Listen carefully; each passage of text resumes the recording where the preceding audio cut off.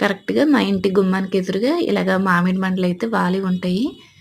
అయితే ఏంటంటే పక్షులొస్తాయండి. చక్కగా చిన్న చిన్న పక్షులు భలేగా అరుస్తా ఉంటాయి. కిటికీ దగ్గరకొస్తా ఉంటాయి. చక్కగా అటు ఇటు ఆ కొమ్మ మీదకి, ఈ కొమ్మ మీదకి అటు ఇటు వెళ్తూనే ఉంటాయి. చూడటానికైతే భలేగా అనిపిస్తది అవి అరుస్తుంటే.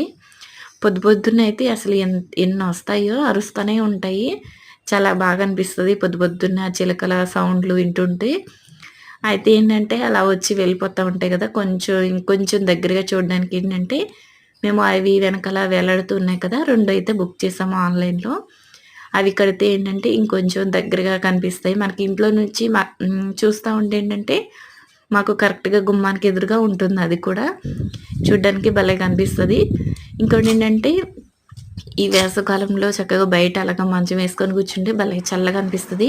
నేను కరెక్ట్‌గా మధ్యాహ్నం 12 గంటలకైతే కూర్చునున్నాను.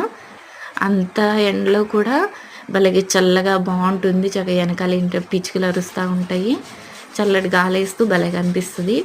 అయితే ఏంటంటే నేను మధ్యాహ్నం భోజనం అయితే అన్నం అయితే వండేసాను కానీ కర్రీ అయితే ఏం చేయలేదు. ఇంతకుముందు మామిడికాయ సీజన్ వచ్చిన తర్వాత పప్పు అయితే వండాను. మామిడికాయ పప్పు వండాను గానీ ఇంకా ఇప్పటి వరకైతే పులిహోర అయితే చేయలేదు. కరెక్ట్‌గా పిల్లలొచ్చే ముందు ఏంటంటే మామిడికాయ కోసేసి పులిహోర అయితే చేద్దామని తురిమేసాను. ఫస్ట్ తురిమేసుకొని పక్కన పెట్టుకొని, తర్వాత మనం ఆయిల్ హీట్ ఎక్కేసిన తర్వాత వేరుశనగ గుళ్ళు, పచ్చిశనగపప్పు, ఆవాలు అయితే వేసాను. అవి కొంచెం వేగేసిన తర్వాత పచ్చిమిర్చి గూడా నేను సగానికైతే కట్ చేసుకొని వేసుకున్నాను. మా చిన్నోడికి ఏంటంటే ఇవన్నీ అసలు కనిపించకూడదు. పులిహోర మాత్రం టేస్టీగా ఉండాలి. ఈ ఆవాలు కానీ, ఈ శనగపప్పు గానీ, వేరుశనగ గుళ్ళు గానీ, కానీ ఇవన్నీ లేకపోతే టేస్ట్ ఎలా వస్తది? అని నేను అలా చెప్తూ ఉంటాను. ఈ తర్వాతేంటంటే కొంచెం కరివేపాకు, అలాగే కొంచెం 2, 3 ఎండుమిర్చి అయితే వేసుకున్నాను. నేను తురిమిన తర్వాతయితే అంతైతే వచ్చింది. అంటే గిన్నె సగానికైతే వచ్చింది. అయితే పులుపైతే బాగానే ఉంటుందండి. పండిన తర్వాత కూడా ఇవి తినటానికి గూడా బావుంటాయి.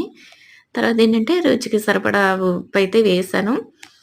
ఇంకా ఉప్పేసేసిన తర్వాత కొంచెం లైట్‌గా వేగిన తర్వాత మరీ ఎక్కువ సేపు కాదు. లైట్‌గా వేగిన తర్వాత ఇంకా అన్నం అయితే వేసేసాను. అన్నం వేసేసి ఇంకా కలిపేసాను. నేనైతే టేస్ట్ అయితే చేస్తున్నా. వేడి వేడిగా తింటే మామిడికాయ పులిహోరైనా, ఏ పులిహోరైనా చాలా బావుంటుంది. ఇంక అందుకనే కరెక్ట్‌గా వాళ్ళొచ్చే ముందయితే చేశాను. ఓకేనండి. మీలో మరి ఎంతమందికి మామిడికాయ పులిహోర అంటే ఇష్టము? నచ్చితే లైక్ చేయండి, సబ్స్క్రైబ్ చేయండి, కామెంట్ చేయండి. ఓకేనండి. సబ్స్క్రైబ్ కూడా చేసుకోండి. ఈ వీడియో నచ్చితే లైక్ చేయండి. Thank you for watching.